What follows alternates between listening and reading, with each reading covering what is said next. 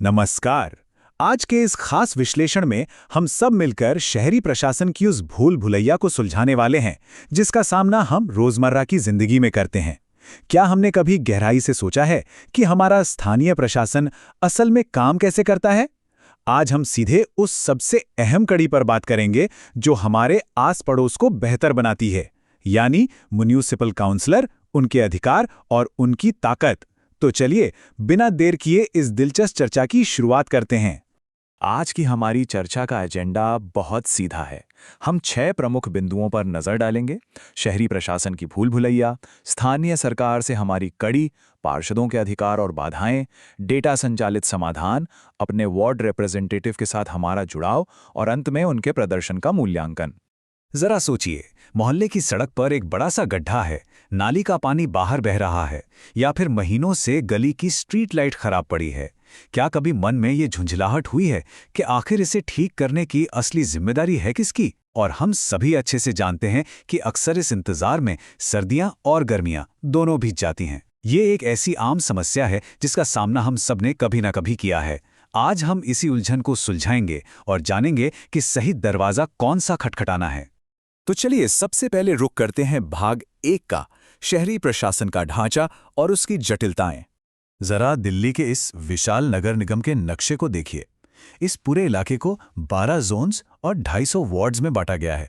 सच कहूं तो ये इतना बड़ा और फैला हुआ सिस्टम है कि किसी भी आम नागरिक के लिए इसमें सही रास्ता खोजना किसी भयंकर भूल भुलैया से कम नहीं लगता। और ये भूल भुलैया तब और पेचीदा हो जाती है जब शक्तियों का टकराव होता है। यहाँ शासन 3 अलग अलग स्तरों पर काम करता है।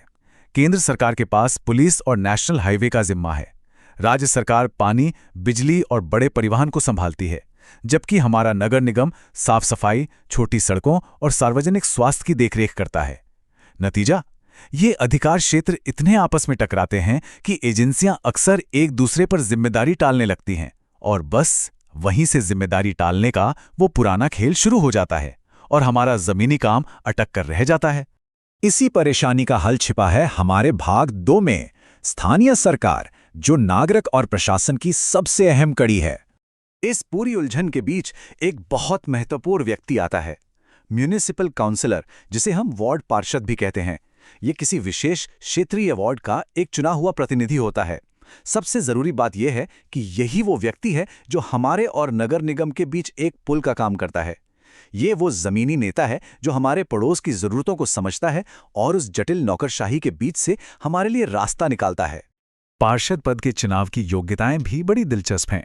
भारत का नागरिक होना, कम से कम 21 वर्ष की आयु होना और वार्ड की मतदाता सूची में नाम होना, बस।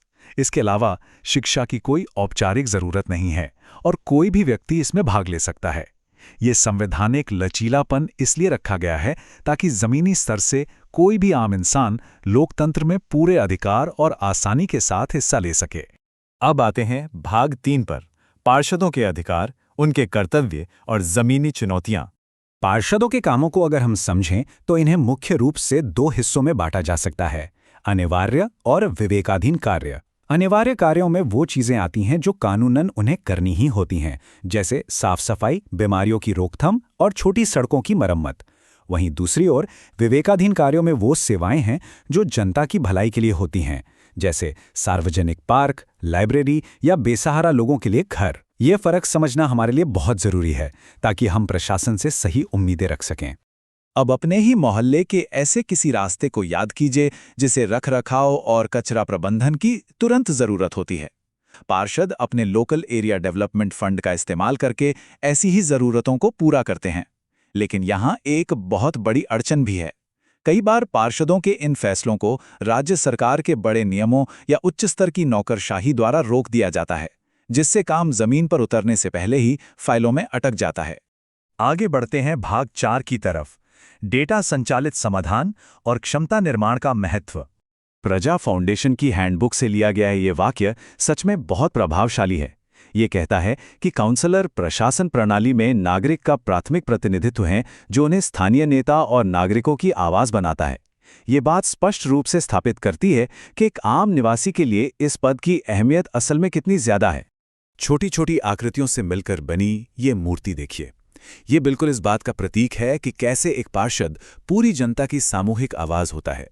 जब पार्षदों के लिए एक क्षमता निर्माण यानी कैपेसिटी बिल्डिंग प्रोग्राम होते हैं, तो वे जटिल कानूनी नियमों को बेहतर समझते हैं और एक बेहद प्रभावी नेता के रूप में उभरते हैं, जो सही मायनों में हम सबका प्रतिनिधित्व कर सके। और सशक्तिकरण का सबसे बड़ा हथियार क्या है? वो है डेटा। एक सशक्त प्रतिनिधि केवल भाषणबाजी नहीं करता, वो ठोस डेटा का इस्तेमाल करता है। सदन में विशिष्ट मुद्दे उठाना, प्रशासन से सीधा स्पष्टीकरण मांगना, मासिक खर्चों की कड़ी जांच करना, ये सब डेटा संचालित जवाबदेही के हिस्से हैं। ठोस रिसर्च के साथ पूछे गए सवाल ही पूरी व्यवस्था को काम करने पर मजबूर कर देते हैं। चलिए, अब आते हैं भाग 5 पर, अपने वार्ड प्रतिनिधि के साथ हमारा सीधा जुड़ाव। किसी भी बड़े शहर में सेंट्रलाइज्ड कंप्लेन रजिस्ट्रेशन सिस्टम हमारे लिए एक सिंगल गेटवे का काम करता है। इस फ्लो चार्ट को देखिए, ये साफ साफ दिखाता है कि हमारी एक छोटी सी शिकायत दर्ज होने से लेकर उस पर प्रशासनिक कार्रवाई होने तक का रास्ता असल में कैसा होता है। हम कैसे इस सिस्टम का हिस्सा बन सकते हैं? बहुत आसान है। सबसे पहले समस्या को पहचानें, फिर अपनी सुविधानुसार, चाहे वो दफ्तर जाकर हो, फोन कॉल, वेबसाइट या मोबाइल ऐप के जरिए अपनी शिकायत दर्ज करें। इसके बाद आपको एक एक्शन टेकन रिपोर्ट मिलती है, और अगर फिर भी सरकारी तंत्र काम नहीं करता, तो यहीं पर हमारे पार्षद की भूमिका आती है। हम सीधे उनके पास जाकर मामले को आगे बढ़ा सकते हैं। और अब हमारा आखिरी हिस्सा, भाग 6, प्रदर्शन की ट्रैकिंग और मूल्यांकन। एक जागरूक नागरिक के तौर पर हमारे पास ये एक बहुत ही शानदार चेकलिस्ट होनी चाहिए। क्या हमारे पार्षद वार्ड समिति की बैठकों में नियमित जा रहे हैं? क्या वे स्थानीय विकास फंड का पूरा और सही उपयोग कर रहे हैं? और सबसे जरूरी, सदन में वो जो सवाल उठा रहे हैं, उनकी गुणवत्ता कैसी है? इन 3 बातों पर नजर रखकर और प्रजा फाउंडेशन जैसी रिपोर्ट्स का इस्तेमाल करके हम अपने पार्षद के काम का बिल्कुल सटीक मूल्यांकन कर सकते हैं।